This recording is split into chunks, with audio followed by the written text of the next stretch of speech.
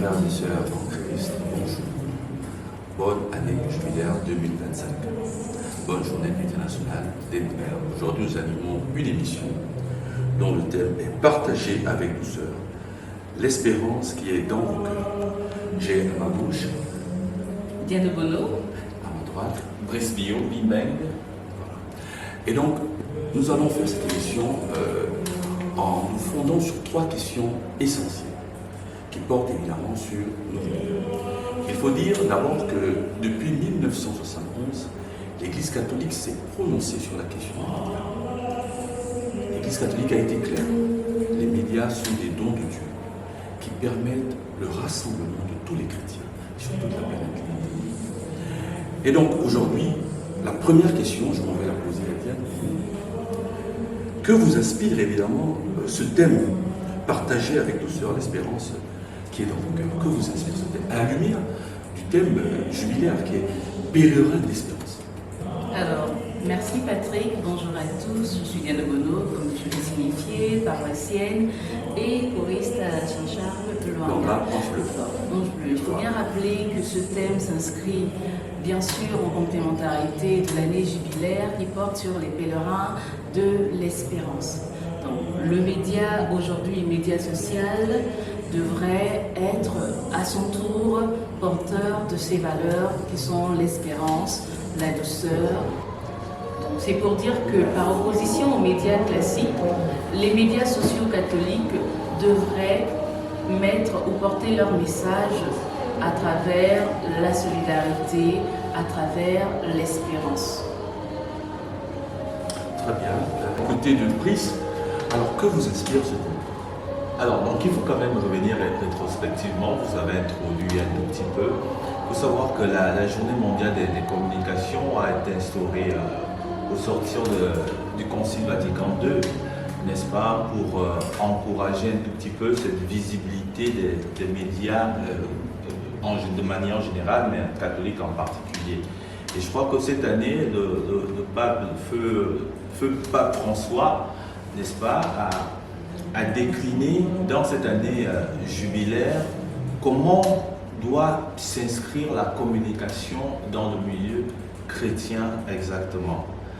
C'est l'occasion ici pour nous peut-être de rappeler l'orientation, on l'a dit tout à l'heure, de cette journée sur les communications sociales qui impactent tous les chrétiens, qu'on soit laïcs, engagés ou pas, ou bien tout simplement des personnes de bonne volonté. Mais ce thème nous oriente sur un point essentiel, l'espérance. Et l'espérance ne peut pas être vue sans le Christ. L'espérance qui nous fonde, ce n'est pas une espérance béante, c'est une expérience qui nous pousse à vivre une communication autrement avec le Christ, en communauté, mais surtout pour que l'Église du monde, l'Église du Gabon en particulier, puisse rayonner. Alors, je me pose une question. Pourquoi partager l'espérance? L'espérance est-elle perdue? Nous dans l'erreur dans notre Église? On ne croit plus? On n'est plus à la suite du Christ? Que pensez-vous? L'espérance n'est pas tout à fait perdue, mais l'espérance tend parfois à se dissiper. Et si on s'attarde un tout petit peu sur cette journée mondiale des communications sociales, et donc des médias catholiques en particulier, dans sa lettre apostolique qui annonce la journée, le feu pape François a été quand même assez clair. Aujourd'hui, lorsqu'on suit l'actualité, on remarque quoi?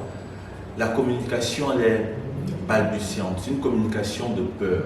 C'est une communication qui pousse les personnes à se recroqueviller sur elles-mêmes. C'est une communication qui ne nous apaise pas.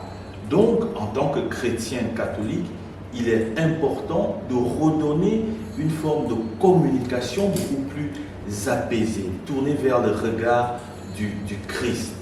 Une communication qui se veut vraiment vécue de manière communautaire, de manière collégiale, mais qui également, on va prendre source, on en reparlera tout à l'heure, sur l'évangélisation, sur la pastorale de notre Église.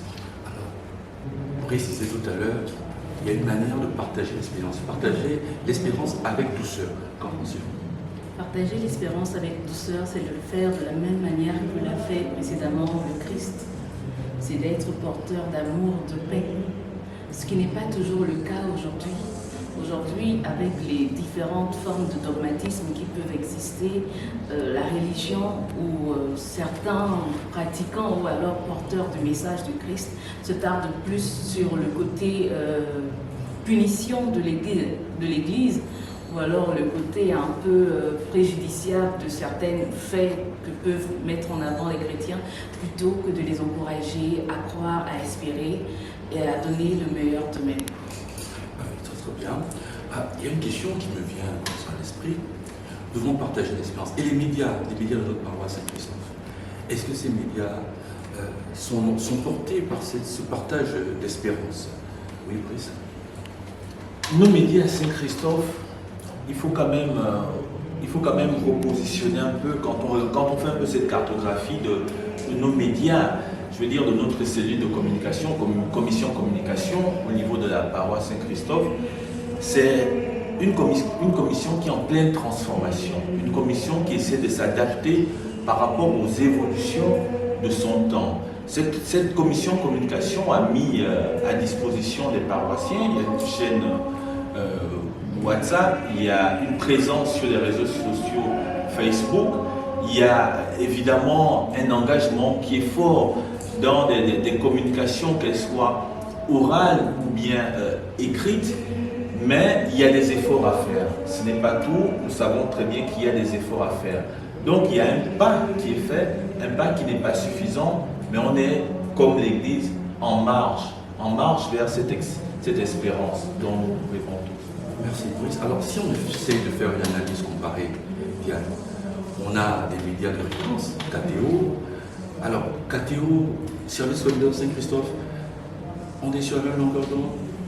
Alors, pour le peu que je sache ou que je sais des différents médias, moi je voudrais plutôt faire une comparaison entre le média classique et le média social catholique. Le média classique a une ligne éditoriale, des objectifs et bien sûr un public cible. Le média catholique, notamment celui de la paroisse, la ligne éditoriale, c'est de porter un message, le message du Christ, c'est de servir de témoignage, c'est de servir de référent en termes de partage de la parole. Les objectifs, c'est bien les mêmes, c'est bien cela, accompagner, témoigner, sensibiliser le chrétien. Pour aboutir à quoi? Pour aboutir bien sûr à une meilleure, de meilleures conditions de vie, ou alors une meilleure façon de vivre sa vie de chrétien. Qu'est-ce qu'on constate avec la commission communication de la paroisse? C'est qu'elle est davantage portée sur l'information. On a une chaîne WhatsApp, en effet, on a une page Facebook, on a également une page YouTube. Mais ce média-là ne fait que relayer les informations et ne vit pas la partie témoignage, qui est censée être aussi l'une de ses missions en cette année jubilaire. Merci Diane, à vous Brice. Il y a quelque chose qui m'interpelle.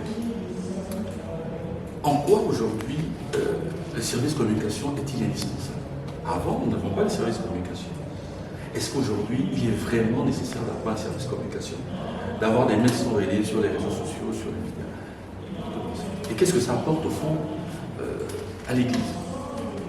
Oui, la réponse elle est dans la question, on va dire, parce que on ne peut plus vivre de manière globale en autarcie, en se limitant à une forme de communication passée, sans être passéiste, vous comprenez bien, mais la commission communication, et elle le rappelait tout à l'heure, à l'instant, qu'elle doit s'ouvrir davantage, revoir parfois la ligne éditoriale qui doit être non plus uniquement sur l'information, et ça je retiens ça, non plus sur l'information, mais sur une communication vraiment tout genre. Il y a des témoignages, il y a une fille en église qui est là, il y a des couvertures qui se font mais qui ne sont pas régulières, il y a des acteurs de manière globale, des groupes et mouvements à interroger sur la question de l'église. Nous avons par exemple, nous étions dans la période conclave, avec notamment l'élection du nouveau pape. Vous voyez que cette information, on n'a pas vécu médiatiquement au sein de la paroisse.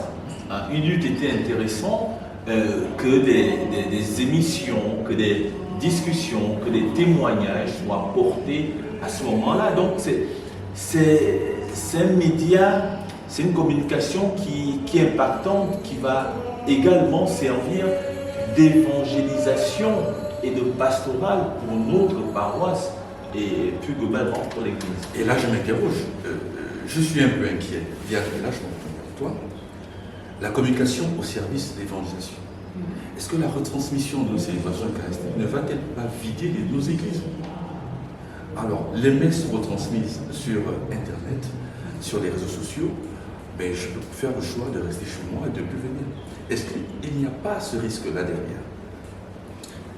Si le plus important est qu'on soit présent à l'église, alors c'est qu'on passe à côté de l'essentiel. La connexion avec Dieu va au-delà de la présence à l'église. Au contraire, le fait de pouvoir diffuser en direct nos messes permet aux chrétiens d'être connectés avec ceux qui sont présents. Rien ne remplace ce qui est sur la présence physique. Parce que ce qu'on vit, la connexion, la communion qui se vit lors d'une messe en présentiel est bien différente de ce que l'on vit en direct via un quelconque média. Donc ça ne pourrait pour ma part jamais remplacer ça. Dernière question, Brice. Alors, doit-on tout retransmettre sur les réseaux sociaux ou bien doit-on faire le tri des célébrations à retransmettre sur les réseaux sociaux?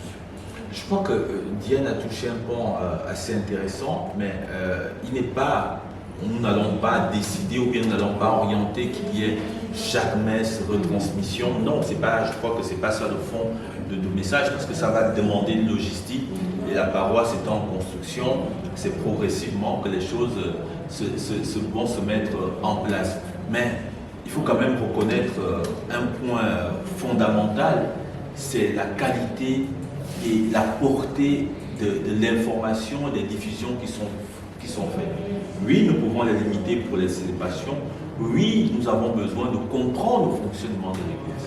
Nous avons besoin de comprendre ce qui se passe au sein de l'Église, pas uniquement lors des deux conseils, mais lorsqu'il y a des événements particuliers, mais le chrétien, le laïc qui est au fond de l'assemblée, au fond de la paroisse.